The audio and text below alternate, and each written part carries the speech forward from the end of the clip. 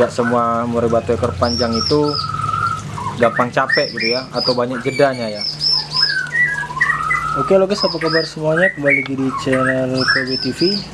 Dan di video kali ini kita memberi update bagaimana kondisi aviari sekarang ini ya.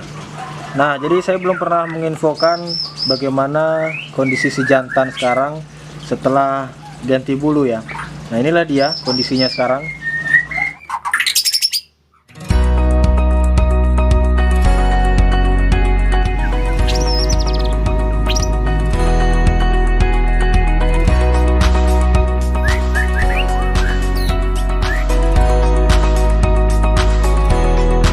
Yang kemarin kita lepaskan itu ekornya belum ada ya, yang mungkin teman-teman sebagiannya ragu, apa iya sih ekor panjang ya. Kalau dibilang ini termasuk lumayan ekor panjang lah ya, untuk lokalan ini cukup panjang.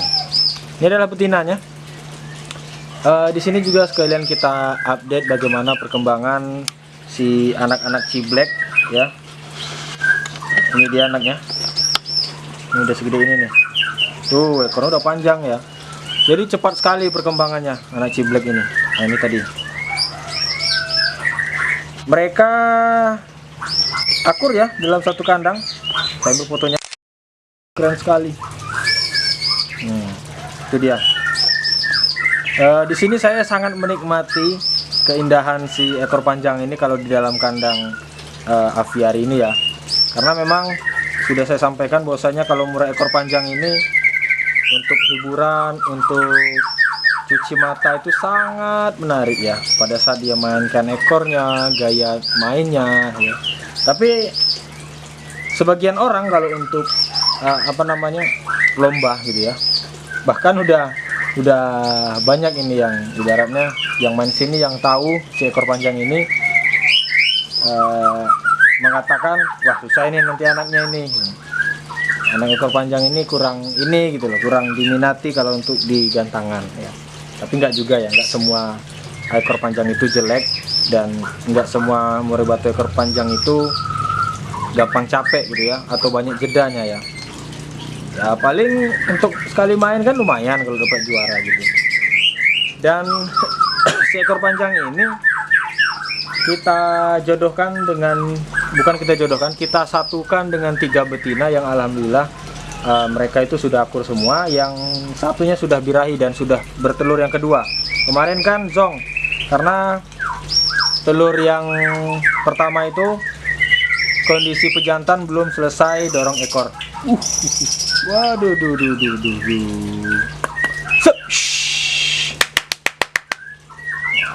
ini dia kenikmatannya kalau melihat seekor panjang bunyi ya. Ganteng banget kamu. Tuh. Ya.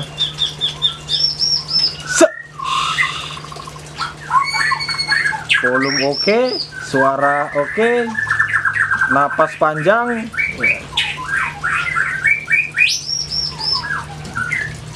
Ya mudah-mudahan si ekor panjang ini juga nantinya di aviari bukan hanya untuk cendera mata ya di dalam kandang aviari, tapi juga menghasilkan anakan yang memang berkualitas pula ya, seperti indukan yang sudah kita pilih ini ya. Jadi jantanan ini juga ibaratnya jantan simpanan kita ya, dan baru kita tarik dan baru kita bawa ke kandang aviari ini untuk kita kembang biakan ya.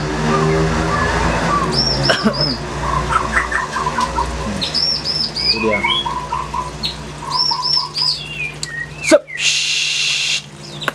Jadi ini liar sekali guys ya sebenarnya. Ini karena kita pakai lensa panjang, jadi lebih aman, dia pun lebih nyaman. Kalau saya video kan pakai HP ataupun pakai kamera yang lensa standar ya, mungkin susah gitu ya, kabur terbang sana sini ya. Kalau lensa ini insya Allah aman dan bisalah terkontrol gitu ya.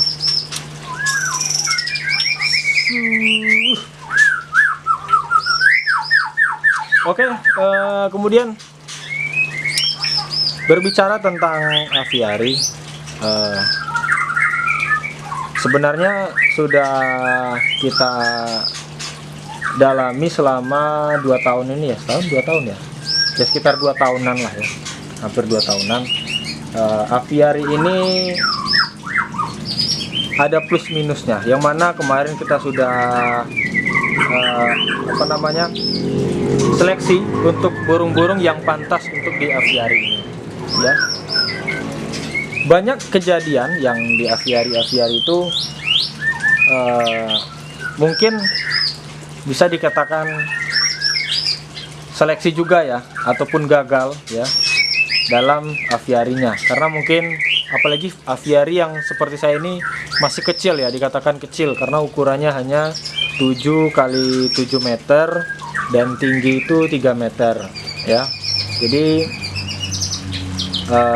sebenarnya untuk banyak jenis burung ini sulit ya, karena lahannya terbatas sehingga mereka itu saling bertemu, sering bertemunya gitu ya, karena dekat gitu ya, terbang sini udah nyampe sini, terbang situ udah nyampe sini gitu kan.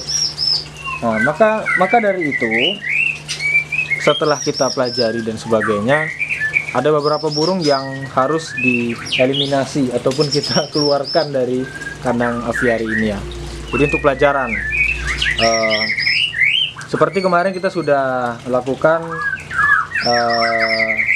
pelepasan cucak ranting, kemudian foksai mandarin, cucak biru ya, dan burung-burung lainnya, burung-burung kecil yang lainnya. Itu semua tereliminasi dikarenakan memang banyak faktor ya. Ya mungkin dari faktor yang pertamanya itu dia itu malah merusak gitu ya. Sebenarnya nggak merusak, mungkin di habitat dia seperti itu, dan karena kita ini fokusnya di murai, jadi dia itu jatuhnya merusak si murai batu ya. Nah, lain halnya dengan si ciblek ini. Kalau si ciblek itu untuk sejauh ini masih aman ya, dan pastinya ciblek nggak akan berani dengan murai ya, dan murai pun nggak ada jahat ataupun berusaha merusak gitu ya si ciblek ini. Alhamdulillah ini aman, dan bahkan di sini sudah beberapa kali nurunkan anak, tapi yang benar-benar turun itu ya yang keturunan yang sekarang ya, ini udah periode keempat atau kelima saya lupa, di sekitar itulah. Nah, untuk sarangnya sendiri itu ada di sini. Nah, ini sarangnya. Padahal kalau kita pikir-pikir, ini sarangnya dekat sekali dengan tenggeran si murai batu ini ya. Nah, jadi sebenarnya kalau si murai batu mau jahat dari awal, sarang itu nggak akan terbentuk dan nggak akan menghasilkan anakan si ciblek ya. Jadi menurut saya ciblek ini memang cocok dan bisa hidup berdampingan dengan si murai batu. Sebenarnya masih ada burung-burung yang lain yang mungkin masih bisa diterima oleh murai batu ataupun sebaliknya ya. Tapi untuk saat ini kita masih fokusnya di ciblek, karena juga di sini ciblek ini udah lumayan langka dan memang butuh perhatian sebenarnya ya. Makanya kita di sini sangat peduli dengan si ciblek ini ya. Nih, mau ngasih makan ini, mana tadi dia? Nah, ini mau ngasih makan anaknya ini. Peduli supaya si ciblek bisa berkembang biak ya. Tuh. Mana dia?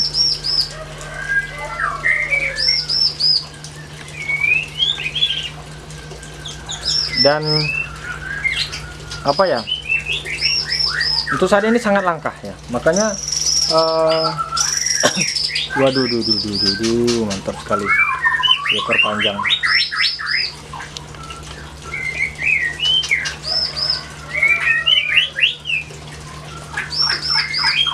Tuh, si ciblek kita pertahankan supaya terus berkembang ya. Mungkin ada juga yang kemarin bilang, Mas, kayaknya ciblek itu nggak bisa dikoloni. Ya kalau setahu saya dulu pada saat masih banyak ciblek itu kayaknya berombongan gitu ya. Ya mungkin memang ada dia berbagai wilayah itu ciblek ini yang menguasai, tapi kelompoknya banyak ya. Jadi kalau saya rasa dia termasuk berkelompok juga, tapi berkelompok dengan keluarga-keluarganya ya, mungkin bukan berkelompok dengan yang lainnya. Nah, dan ini juga masih dalam proses kita pelajari apakah memang tidak bisa ciblek ini berjumlah banyak di dalam kandang ini. Nah, kalaupun nggak bisa, nanti mungkin akan kita ya pisah atau dirilis atau dijual dan sebagainya ya. Nanti yang pastinya kita akan minta saran dengan para teman-teman kicau mania yang lainnya juga ya, bagaimana gitu ya. Kalau dilepas, misal ya kalau dilepas ya yang mana nanti ujungnya juga di tangan pemikat ya, lebih baik kan terang-terangan aja kita jual gitu kan. Tapi dengan catatan yang kita jual itu adalah hasil dari ternakan, bukan hasil dari ikatan gitu loh. Jadi ya seperti itu. Aduh, udah pada panas semua ini muri-muri batu yang ada di sini. Nah, jadi seperti itulah guys ya, untuk sementara ini si murai batu ciblek yang ada di dalam kandang aviari ini alhamdulillah bisa hidup berdampingan, dan mereka pun sepertinya udah kayak mana ya, jodoh, akur lah bukan jodoh. Jadi seperti itu. Baik, walaupun si jantan ini juga ganas, tapi dia itu nggak mempermasalahkan si black gitu ya. Dia nggak merusak ataupun ingin membunuh dan sebagainya. Ini betina yang belum siap ya, karena kemarin habis stres, dan mudah-mudahan ini udah mulai pulih. Mudah-mudahan nanti kedepannya si betina ini bisa berproduksi juga di dalam kandang aviari. Oh ya, untuk satu lagi betinanya itu baru proses dorong ekor ya, masih muda, bisa dikatakan baru umur 5 bulan masuk 6 bulanan ya. Jadi itu juga butuh proses, dan rencananya mau saya jor juga pakannya biar cepat birahinya ya. Jadi seperti itu. Oke, jadi untuk kondisi aviari ya seperti inilah adanya ya. Untuk info selanjutnya nanti akan kita buatkan lagi videonya khusus ya, bagaimana apakah nanti telurnya bisa